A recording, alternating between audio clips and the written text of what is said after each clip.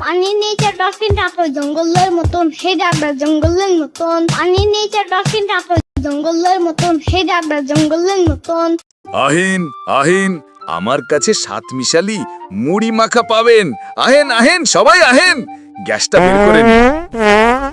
মামা, আপনার হাতের জাদু দিয়ে আমাকে 5 টাকার মুড়ি মাখা দেন। ঠিক আছে দাঁড়া, এখনই 7 মিশালি বানিয়ে দিচ্ছি। দাত, মামা এটা কি দিচ্ছ?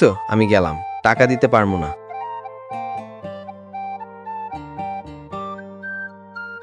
একটা দেন তো আঙ্কেল। আচ্ছা দিতাছি। এলো মামা, এবার 10 টাকা দেও। তোমার টাকা দেবো কেন? এই আঙ্কেল, উনারে একটু টাকা দিবা? বুঝলাম না, মুড়ি খাবা তুমি আর টাকা দিব আমি? কারণ তোমার কাছে অনেক টাকা। কিরে ইয়ামিন, এত তাড়াতাড়ি ছুটি হয়ে গেল যে? কোনো সমস্যা হয়েছে নাকি? আম্মু, আমি ক্লাসে পড়ে দিছি।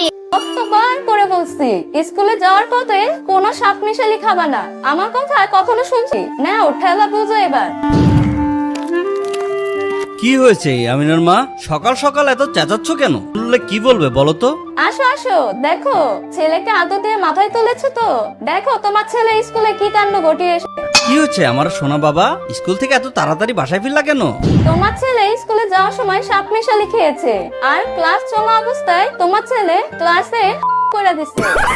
বাবু সোনা, এমন করে না। তুমি আর কখনো সাত মিশালি খাবা না। এগুলো আমাদের পেটের জন্য অনেক খারাপ বাবা, এগুলা খেতে নেই।